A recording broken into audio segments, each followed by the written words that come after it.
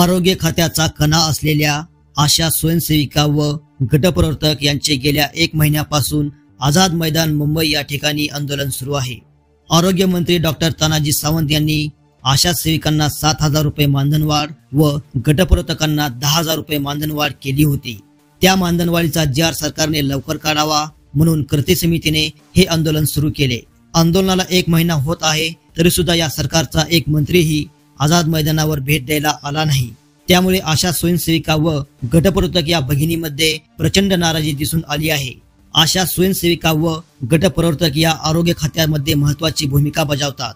Corona सारख्या महामारीच्या काळात त्यांनी चांगले काम केले होते, त्यावेळी सरकारने देखील त्यांचं कौतुक केलं होतं आणि याच महिलांवर आता हे सरकार अन्याय करत आहे व कामावरून काढून टाकू अशा धमक्या देखील सरकारकडून दिल्या जात आहेत। कृती समितीकडून अर्थमंत्री अजितदादा पवार व मुख्यमंत्री एकनाथ शिंदे यांची भेट घेण्यासाठी शर्थीचे प्रयत्न सुरू आहेत, पण मुख्यमंत्री एकनाथ शिंदे व अजितदादा पवार हे कृती समितीसोबत चर्चा करायला तयार नाहीत। यावरून असे दिसून येते की हे सरकार आशा स्वयंसेविका व गटप्रवर्तक यांच्या मानधनवाढीचा जी.आर. काढण्यासाठी सकारात्मक नाही।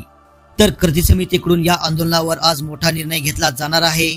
तर कृती समिती या आंदोलनावर आज काय निर्णय घेणार आहे याकडे संपूर्ण महाराष्ट्रातील आशा सेविकांचे लक्ष लागले आहे।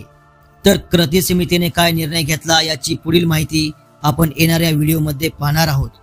तर त्याआधी जर तुम्ही आमच्या YouTube चॅनलवरती नवीन असाल तर आमचे YouTube चॅनल सबस्क्राइब करा व घंटीच्या बटनावर दाबून ऑल नोटिफिकेशन सेट करा।